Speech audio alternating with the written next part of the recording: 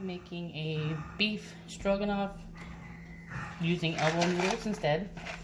Something quick and easy. So I'm going to show off the pasta maker, which is really cool gadget to have. I haven't done a demo with one of these in a while, but simply with these lids, they have the arrow points out the direction of where to put the lid, which you want to have it directing towards the little holes you see on the front here. The purpose of these little holes is that when it's done, you can drain the water without using a strainer. One less dish to deal with. So I'm going to use this whole box of elbow noodles. Okay. And in the pasta maker, there is a measurement here, so you can kind of guess of how much water to put in there. So in this case, it looks like I will need to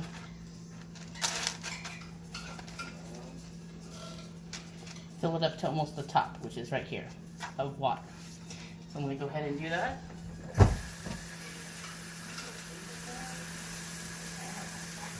Alright.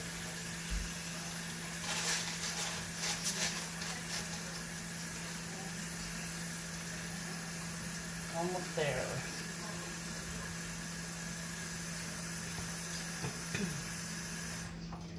Okay. Now that I have put the water in here, as you see from the video here, it's kind of on the top there. I simply put the lid on top. Actually, you don't need the lid on top of it. I have found out that you want to put that afterwards. So once you put it in the microwave for about 16 minutes, your noodles should be done and ready to strain. So I'm going to go ahead and put that in here for about 16 minutes. Okay, so time. Okay, so while that is cooking, I also want to show you, I also put mushroom, cream mushroom in there. And so I want to show you another gadget we have, which is our Tupperware can opener, which is really nice. It's you don't have to worry about edges of your cans being sharp to where you cut your fingers, because knowing me, I'm very accident prone. I'd be the one that would get cut. And also, when you're done cutting, this little thing right here will help you lift the lid up. So I'm going to show you once how to do this. Now, my first day of using this, it took me a while to get the hang of it. But once you put it on there, close it up. You can be left-handed or right-handed. It works for both. And you simply just keep turning it, and turning it, and turning it. And usually when it feels kind of loose, that's how you know you're at the end. So it still feels a little tight. See, now it's loosened up. So now you know you got it done. Then you simply take the edge,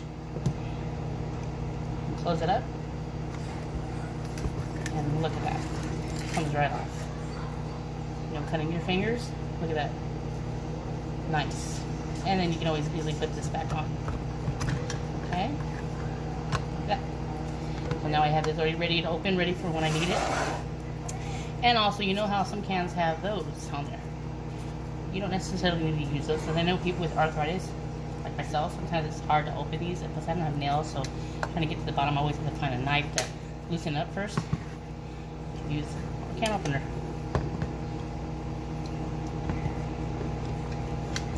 There you go. Just twist away. Away.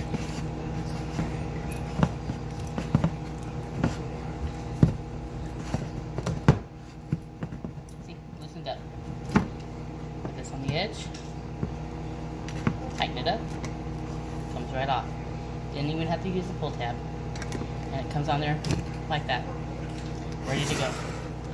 Alright, so I'm going to go ahead and pause the video for now. And once this is done, I'm going to show you it when I strain it, how well it works.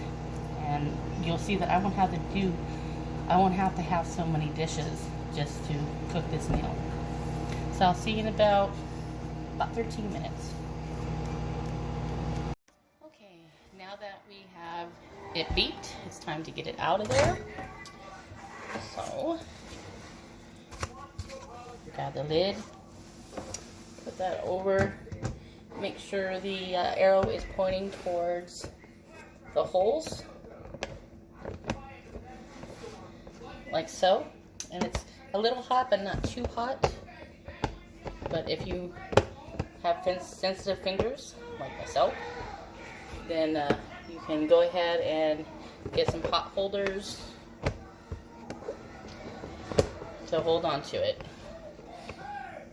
Okay, now all I gotta do, see, squeeze out all the water out.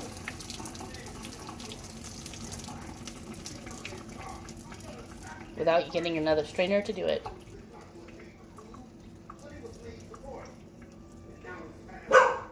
Okay. Now, let me go ahead and close my microwave lid. Now, I'm going to show you what I'm going to do next. Okay, while this is done, as you can see, ooh, look at that. Noodles are cooked. I won't have to necessarily use another pan. If I wanted to, just mix everything in there.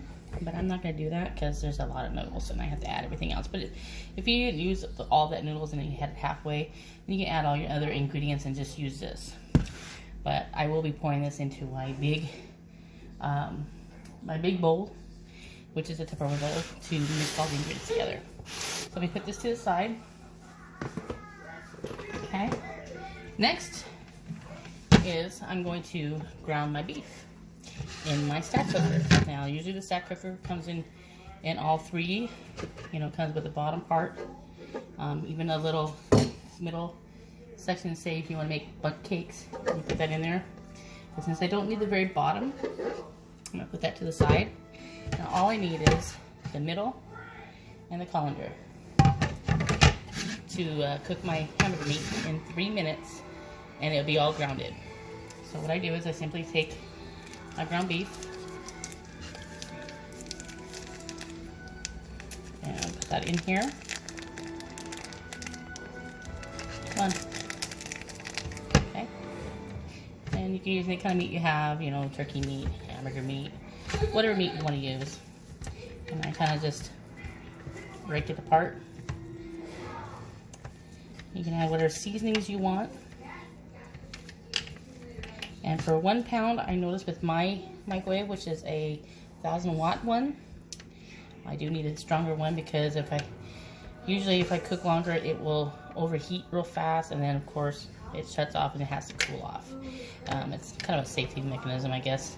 So eventually one of these days I'm going to get a stronger microwave. Hopefully maybe a 2500 watt. That's probably what I kind of need for everything I'd like to do. Alright, now that I got this all grounded up and into there, I gotta wash my hands here.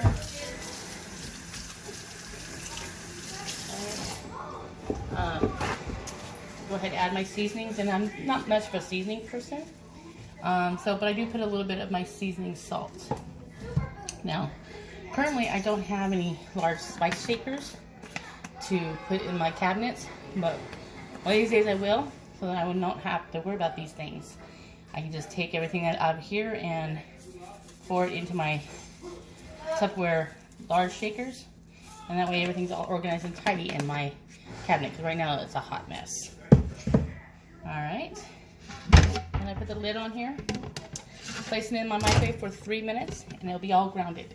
I'm going to show you what it looks like afterwards.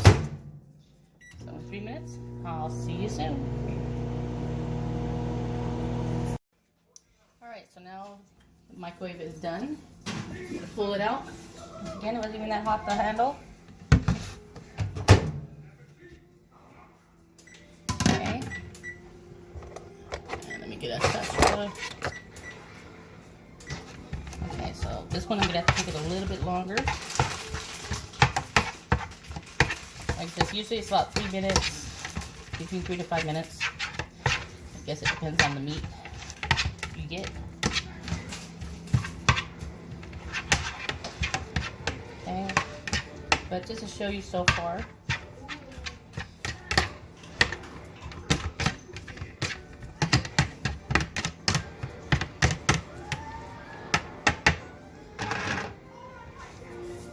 shows you so far what it looks like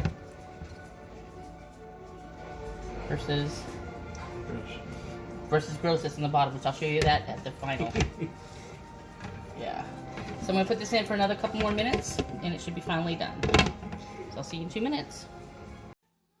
Okay, so after cooking it for an additional 2 more minutes, it looks like our hamburger meat is grounded and done. And yes, it is. So I'm going to cut it up a little bit more, get a little bit more smaller pieces. Okay. And then in the previous video, when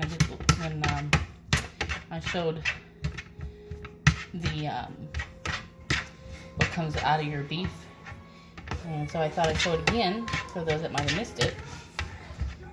But this takes out a lot of your fat, all the gunk, all the grease, you name it, and you can let the grease sit for a couple days. It takes about a couple days for it to be completely hardened.